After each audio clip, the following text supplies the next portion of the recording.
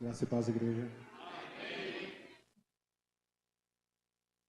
Com muita alegria e felicidade no coração, que hoje pela manhã recebi o convite pelo apóstolo de estarmos aqui ministrando uma palavra para a igreja. E não é fácil, mas como é bom servir a esse Deus maravilhoso. A responsabilidade é muito grande de ser boca de Deus, de falar para a igreja o que o Senhor tem para nós essa noite. Confesso que saí daqui hoje e até esse momento a gente vem buscando a direção de Deus. E assim que eu recebi o convite do apóstolo, Deus começou a ministrar no meu coração algo que nós temos vivido na igreja, algo que nós temos vivido no mundo circular, mas algo que nós temos visto a glória de Deus. Eu fui buscar no dicionário a definição da palavra crise. Nós temos ouvido muito falar sobre crise. Nós temos ouvido muito falar sobre igrejas em crise, ministérios em crise, famílias em crise, país em crise. E a definição da palavra crise é um episódio desgastante, complicado, uma situação de conflito. E eu pude perceber essa palavra, quando eu fui buscar essa referência sobre a crise ela tem dois fundamentos. O primeiro é para a gente se confrontar, mas é na crise e nos conflitos que a gente cresce também. É na crise e nos conflitos que nós aprendemos a depender tão somente do Senhor Jesus. Muitas vezes é fácil a gente falar que está tudo bem, está tudo tranquilo, está tudo resolvido, quando nós temos tudo ao nosso favor. Mas a partir do momento que nós perdemos as nossas forças, as nossas limitações, os nossos achismos, nós começamos a voltar para a palavra de Deus. Nós começamos a lembrar que nós dependemos de um Deus que é fiel e justo. Nós começamos a voltar ao nosso chamado e lembrar que nós temos que tão somente depender do Senhor Jesus. Nós temos que estar dispostos a cada manhã, a cada instante, viver essa palavra em nossas vidas. Viver a certeza da confiança na palavra do Senhor, nas promessas que o Senhor Jesus tem sobre nossas vidas. É na crise, é na aflição, é no momento de situações tensas que nós entregamos as nossas próprias forças e nos entregamos à vontade e à força de Deus. Amém? Existem algumas situações, algumas passagens bíblicas que nos mostra isso, né? Nos mostra a confiança que o servo de Deus tem que ter no Senhor Jesus. Nós vimos em Lucas 22, 39, se os irmãos quiserem abrir, Lucas 22, 39. É um dos momentos mais difíceis, né? Quando o Senhor Jesus vai até o Getsemane. Amém? A partir do 22, 39 diz: E saindo, foi como costumava para o Monte das Oliveiras, e também os seus discípulos o seguiram. E quando chegou àquele lugar, disse-lhes: Orai para que não entrais em tentações. E apartou-se deles cerca de 1 tiro de pedras, e pondo-se de joelhos orava, dizendo: Pai, se queres que passe de mim esse cálice, todavia não faça a minha vontade, mas a tua. E apareceu-lhes um anjo do Senhor e confortava. Aqui no 42 nós vemos que me despertou os olhos, é que quando Jesus faz essa oração, se necessário, se queres, passa de mim esse cálice, todavia não se faça a minha vontade, mas a tua vontade. E nós não vemos uma resposta aqui. Foi um momento que Jesus entendeu e teve no coração dele que a vontade do Pai estava sendo soberana sobre a vida dele. E existe um momento em nossas vidas que nós passamos por algumas situações que a gente não vai ter uma resposta imediata. Senhor, por que eu estou passando por isso? Senhor, por que essa luta está tão grande? Senhor, por que a perseguição está tão grande? E muitas vezes nós não iremos ouvir uma voz. Muitas vezes a gente não teremos uma resposta imediata. Mas aí nós temos que, assim como Jesus, ele sabia o motivo daquele silêncio. Ele sabia o motivo que ele estava passando por todo aquele momento, o que viria a acontecer. Ele tinha certeza de tudo que ia acontecer, daquele momento em diante. Mas ele tinha uma certeza, que era a vontade do Pai que estava sendo soberana sobre a vida dele. Muitas vezes nós temos que saber também, nós não temos respostas, nós não sabemos o porquê, mas nós temos que ter uma certeza em nossos corações, que a vontade do Pai está sendo soberana sobre nossas vidas, e que nós possamos realmente ter essa certeza em nossos corações, e sabermos que quando não ouvimos respostas do Senhor, não vai vir um irmão confirmar, ó, Deus manda ele dizer que ele vai livrar, Deus manda ele dizer que vai entrar com provisão, ou o Senhor mesmo não nos fala através da oração. É por isso que nós temos que continuar buscando a presença dele, e sabendo que o que está acontecendo em nossas vidas é um propósito. Tem realmente um fundo, tem ao fundo a vontade de Deus sobre nossas vidas, e que nós possamos estar a cada manhã, a cada instante, preparado para passar por esse momento, de conflito, esse momento que nós ouvimos a palavra, esse momento que nós vimos essa palavra sendo aplicada em nossas vidas. Nós temos aqui constantemente recebido palavras de confirmação do chamado de cada um aqui dentro. Deus vem falando através do apóstolo, através de todos os ministros que aqui subam nesse púlpito para falar da palavra de Deus. E Deus tem confirmado a cada instante a importância de cada um do reino, mas que nós possamos ter essa certeza, a confiança que Deus está no controle de todas as coisas. Essa parte do Getsemane, ela demonstra a total dependência de Jesus. E muitas vezes nós vamos ser provados para que nós realmente sejamos totalmente dependentes do Senhor Jesus. A gente vê, na palavra do Senhor, nós temos vários homens de Deus, vários homens que realmente, quando ele entrou na sua área de conflito, foi os momentos que eles mais cresceram. Eles tinham a certeza, eu sou um escolhido, eu fui separado para fazer a diferença, e eu vou pagar esse preço. E nós temos que ter essa certeza em nosso coração. Essa certeza, assim como os homens de Deus que passaram por isso, nós também iremos passar. Com nós será diferente? Com nós não será diferente, nós temos que ter essa certeza a cada manhã, a cada instante. Em continuidade, nós vemos desde o princípio, através de José, quando José foi vendido, quando José foi escolhido. José, primeiramente, ele foi escolhido pelo Senhor, que existia uma promessa sobre a vida dele. O José, durante vários momentos da vida dele, ele foi confrontado, ele teve suas áreas de conflito. Nós vimos que em Gênesis 37, 1, os irmãos podem abrir, por gentileza? Gênesis 37, 1.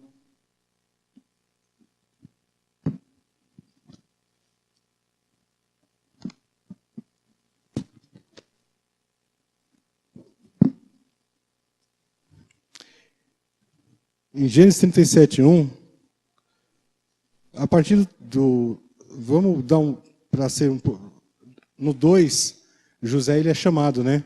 Essas são a geração de Jacó. Sendo José 17 anos, apacentava as ovelhas com seus irmãos, e estava esse mancebo com filho de Bila, e com seus filhos de Zipa, mulher de seu pai. José trazia uma má fama deles, do seu pai. E no 10 a gente vai entender por que essa má fama de José. E contando ao seu pai, e a seu irmão respondeu ao seu pai, disse-lhe que num sonho que este sonhaste, porventura viremos eu e tua mãe e os teus irmãos inclinar-se perante a ti na terra. Se nós lermos assim, passo por passo, a gente vai entender que José teve um sonho, que toda a família dele iria se inclinar. Mas qual que era o propósito maior de José? É que ele foi escolhido, mas ele sabia que ele ia passar por muitas situações. Ele não se perdeu em momento nenhum. Em momento nenhum, ele esqueceu do chamado que ele tinha.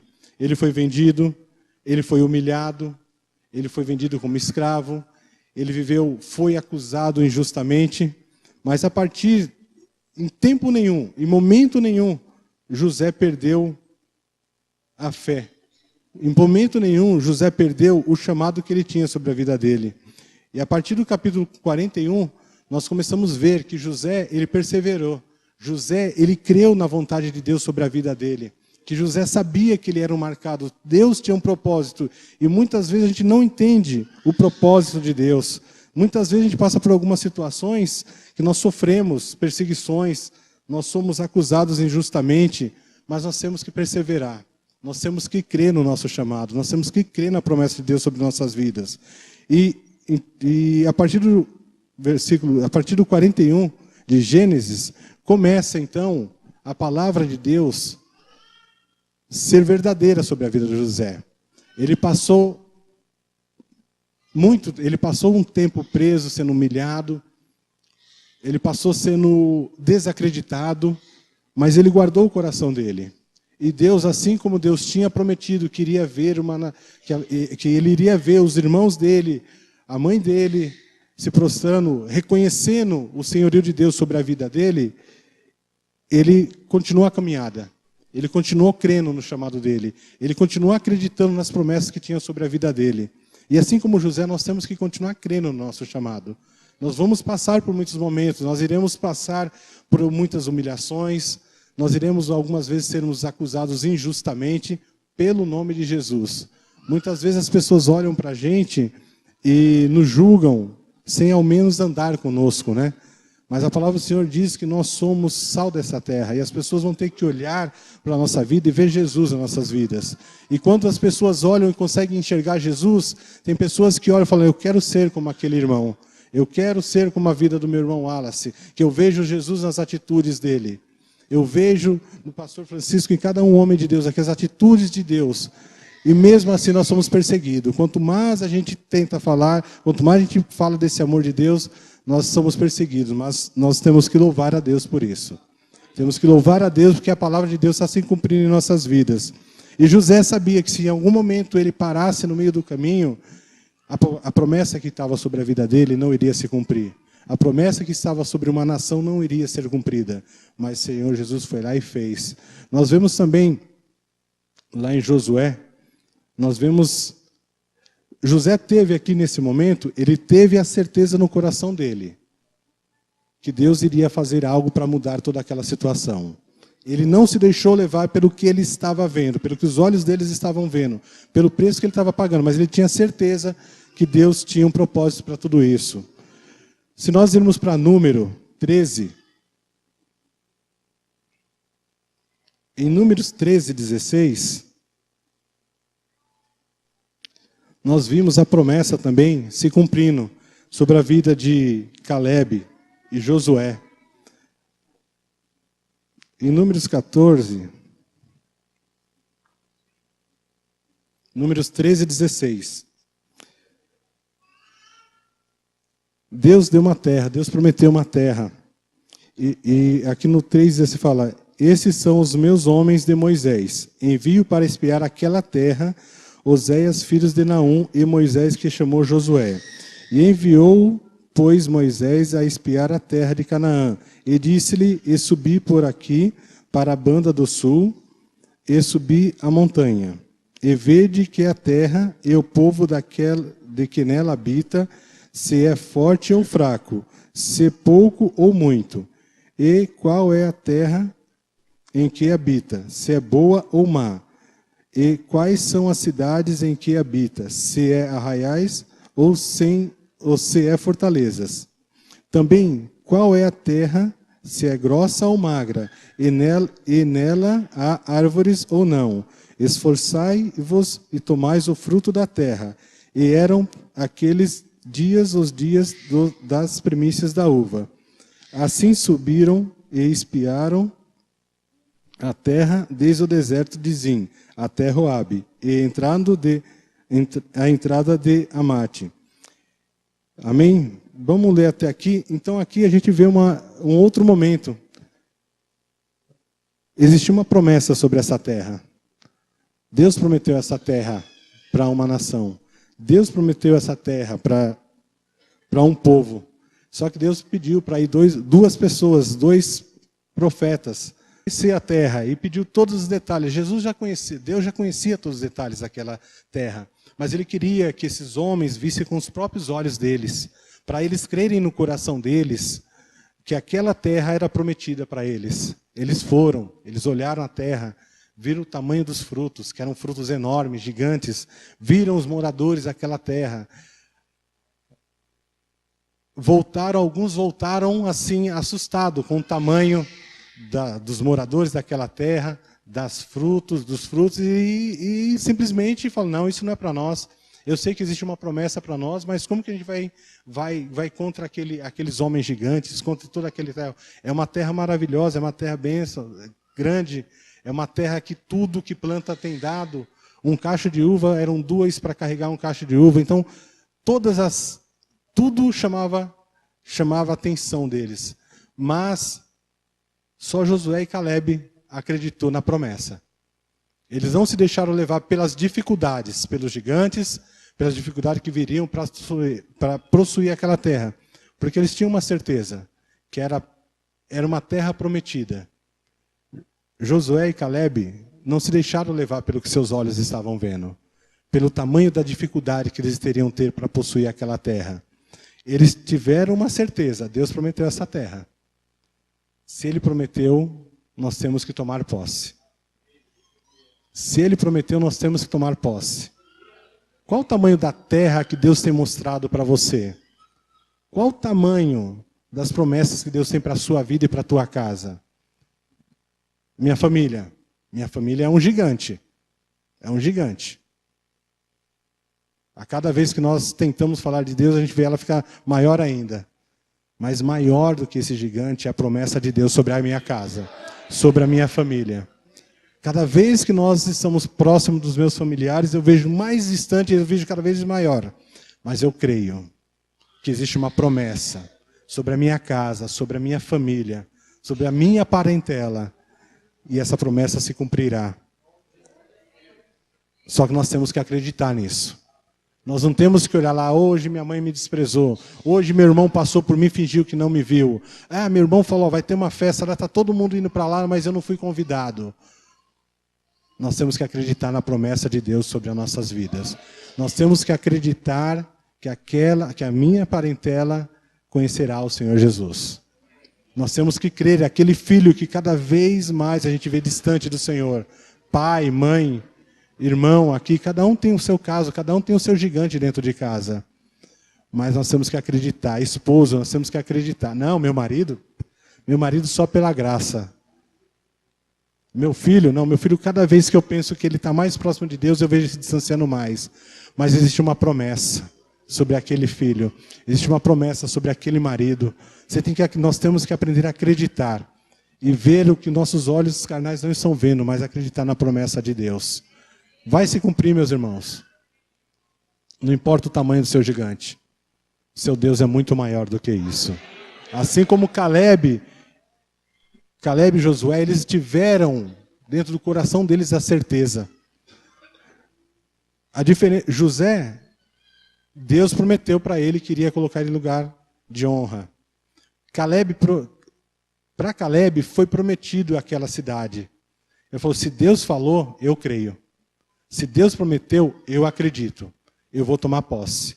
Josué e Calebe não se deixaram levar pelo que seus olhos estavam vendo, mas acreditaram e se apegaram na promessa de Deus. E que nós possamos ser assim a cada momento.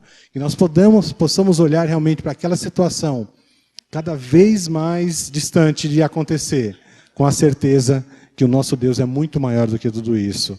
Ah, pastor, é fácil para o senhor falar isso. Eu falei, não é fácil para mim falar. Eu estou falando o que eu tenho vivido há algum tempo. Desde que eu entrei aqui no ministério, alguns conhecem a história da minha família. Mas eu creio que a minha família pode ser um gigante. Mas maior é o meu Deus. Maior é a promessa que existe sobre a minha casa, sobre a minha família. E eu verei, eu contemplarei. Só que essa palavra não é só para mim, essa palavra é para você também, meu irmão. Você tem que crer, você tem que confiar, acreditar que Deus vai fazer. Deus vai fazer, eu tenho a plena convicção. Quando vai ser? Não sei. Mas eu sei que todos os dias as orações estão sendo lançadas. Eu sei que todos os dias os nomes têm sido apresentados diante do altar do Senhor. E eu sei que existe uma promessa.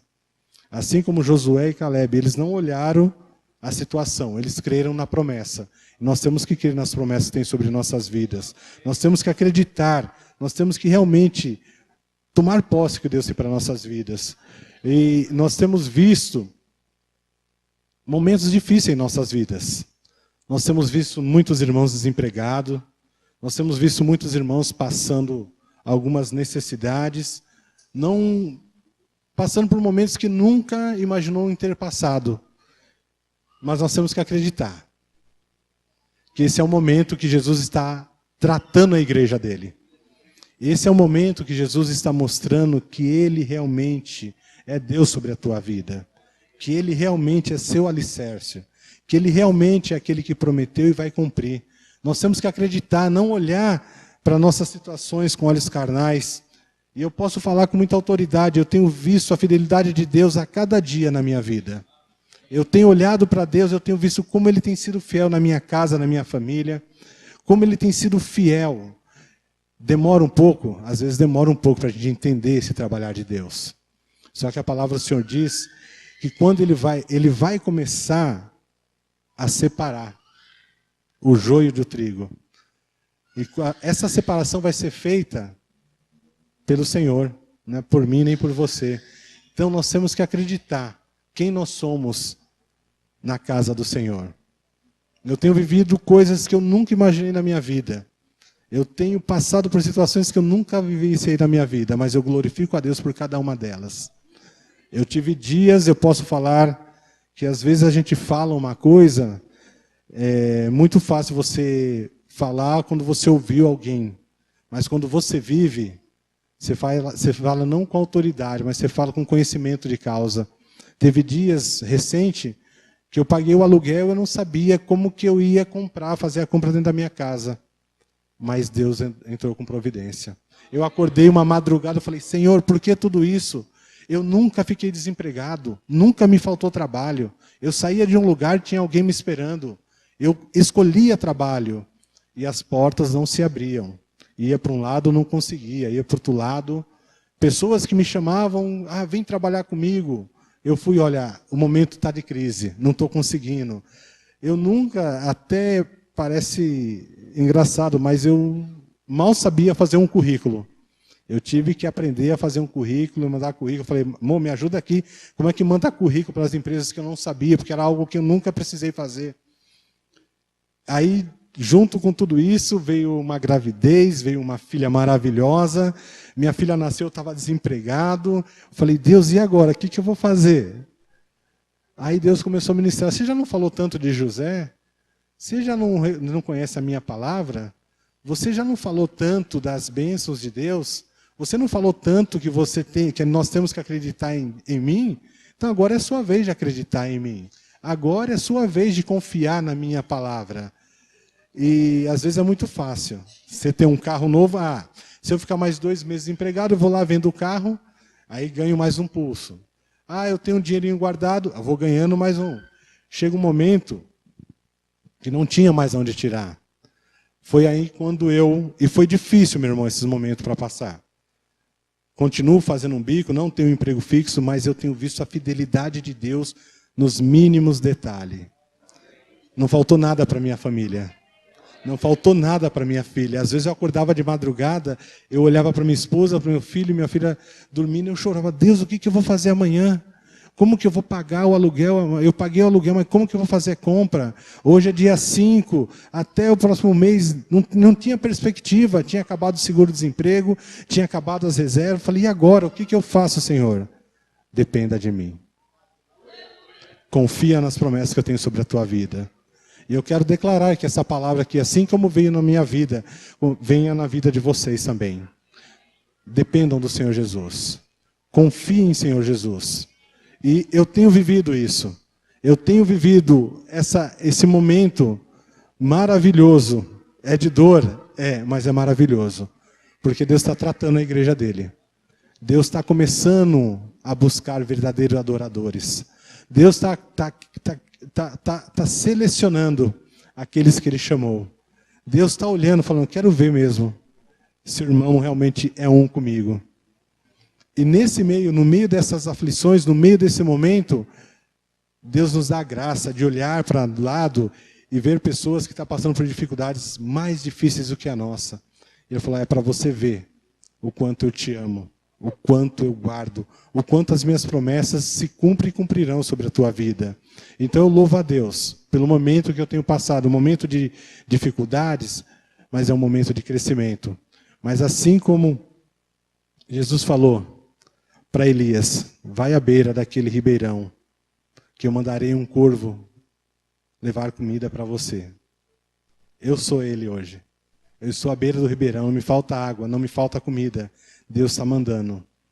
E a fidelidade de Deus é tão tremenda que hoje eu estou tranquilo. Hoje eu estou aqui nervoso, claro, muito nervoso, para falar do amor de Deus aqui em cima. A gente tem que ter esse temor todos os dias da nossa vida, mas eu louvo a Deus, porque eu ainda tenho muitas dificuldades de me expressar e falar desse amor. Eu tenho muitas dificuldades de me expressar, ler na palavra e transmitir, mas eu estou aprendendo. Eu quero a cada dia aprender, eu quero a cada dia melhorar mais para oferecer o melhor para Deus. Porque Ele tem oferecido a cada manhã, a cada instante, o melhor para a minha vida, o melhor para a minha casa. E eu tenho como gratidão buscar mais. Eu estou aqui aprendendo. Eu estou aqui nesse ministério vai fazer 1 ano. Já se fez 1 ano que eu cheguei aqui. E eu posso declarar para os irmãos, para a honra e glória do nome do Senhor Jesus, somos evangélicos, eu e minha esposa, há 18 anos. Mas nós não crescemos em 16 anos o que nós crescemos aqui em 12 anos. Em 2 anos. Depender tão somente do Senhor Jesus. A cada manhã, a cada culto que nós saímos daqui, nós saímos edificados. Então eu entendo que Deus tem um propósito para a minha vida. Eu entendo que Deus tem um propósito para a vida de cada irmão que estará aqui. Eu entendo que Deus tem chamado o Parque América para ser um referencial nesse local e fora desse local. Eu entendo que Deus tem nos dado a melhor alimentação da palavra. Eu entendo que nós temos aprendido de um Deus vivo, de um Deus poderoso, um Deus que tudo pode. Então nós temos que agradecer a cada manhã, a cada instante, que aqui estamos recebendo uma palavra de renovo. Falta muito. Existem homens e mulheres de Deus muito mais capacitados do que eu aqui dentro. Mas eu tenho aprendido com cada um deles. Eu não me importo. Eu quero aprender mais e mais a palavra de Deus. Eu quero estar aqui cada vez mais preparado, cada vez mais apto para falar o que Deus tem feito na minha vida, o que Deus tem feito na minha casa, o que Deus tem feito na minha família e o que Deus fará na vida de cada um dos meus irmãos aqui. Então eu quero deixar essa breve palavra de gratidão ao Senhor Jesus e sabermos que é no momento de aflição que nós crescemos. É no momento de aflição que nós nos tornamos dependentes do Senhor Jesus. E que a sua aflição não é maior que o Deus tem para a tua vida. E que a sua aflição não é maior que a promessa de Deus que está sobre a tua casa e sobre a tua família. Não desista. Está difícil? Falta pouco. Está difícil, irmã? Falta pouco. É promessa. É promessa, irmã. Vai voltar. Ela vai voltar. Ela é do Senhor Jesus. Está difícil, mas falta pouco. Eu creio nas promessas de Jesus. Eu creio que quanto mais nós dependermos dEle, aprendermos a pegar essa palavra, meditar nela de dia e de noite, pegarmos cada palavra que seja ministrada aqui, colocarmos ela realmente como alicerce em nossas vidas, nós veremos o sobrenatural de Deus. E Deus está preparando, Deus está separando a tua igreja para a sua volta. Nunca se ouviu falar tanto que a volta de Jesus está tão próxima. A gente nunca ouviu falar tanto. A gente nunca viu tantos índices, tantas coisas que está mostrando. Mas Deus está preparando a igreja dele Deus está preparando a minha vida, está preparando a sua vida, está preparando a vida de cada um. Se Deus está preparando, por que Ele está preparando? Porque Ele ama cada um de vocês aqui. Porque Ele ama os filhos. Ele ama e Ele está fazendo de todas as maneiras chamar a nossa atenção.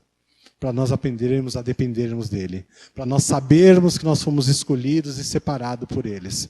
Para nós sabermos que aquele sangue derramado na cruz do Calvário não foi em vão. Aquele sangue tão precioso. Vamos acreditar nas promessas do Senhor sobre nossas vidas. Não vamos olhar para o tamanho do gigante. Não vamos olhar com os nossos olhos naturais, mas vamos acreditar. Vamos confiar no Senhor. E grandes coisas Ele fará na vida de cada um. É essa palavra que eu quero deixar para com a igreja. Confiança. É no tempo de conflito onde nós crescemos. É no tempo de crise onde nós aprendemos a depender do Senhor Jesus. Assim como Jesus, desde a passagem do Getsemane, Ele pediu, Senhor, se possível, afaste de mim, mas porém, faça a tua vontade. E naquele momento houve um silêncio. Ele pôde entender que a vontade do Pai estava sendo feita sobre a vida dele. E que nós possamos ter esse momento de silêncio. Senhor, está muito difícil, não estou aguentando, mas faça a tua vontade. É no silêncio que Deus está te conduzindo. É no silêncio que Deus está confirmando o seu chamado e as promessas, te preparando para receber as promessas que Ele tem sobre a tua vida, sobre a tua casa e sobre a tua família. Eu deixo essa palavra em nome de Jesus para a igreja. Amém?